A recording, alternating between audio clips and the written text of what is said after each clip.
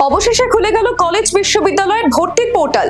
18 June অর্থাৎ বুধবার সকাল 10টা থেকেই পোর্টালের মাধ্যমে আবেদন করা যাবে।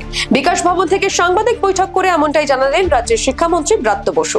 উচ্চ মাধ্যমিকের ফল প্রকাশের পর ওবিসি সংরক্ষণ জটে অনেকদিনই আটকে ছিল ভর্তি প্রক্রিয়া। তবে অবশেষে মঙ্গলবার খুলে গেল কলেজ বিশ্ববিদ্যালয়ের ভর্তির পোর্টাল। মোট 460টি সরকারি ও সরকার পোষিত কলেজে এই কেন্দ্রীয় অনলাইন পোর্টালের মাধ্যমে ভর্তির ব্যবস্থা হতে চলেছে।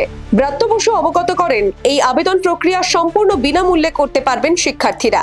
এই ভর্তির পোর্টাল কিভাবে কাজ করবে তা দেখে নেওয়া যাক। প্রথমে শিক্ষার্থীকে কিছু তথ্য দিয়ে একবার রেজিস্ট্রেশন করতে হবে। তারপর আবেদনকারী একটি ইউজার আইডি এবং পাসওয়ার্ড পাবেন, যার ভিত্তিতে লগইন করা হবে।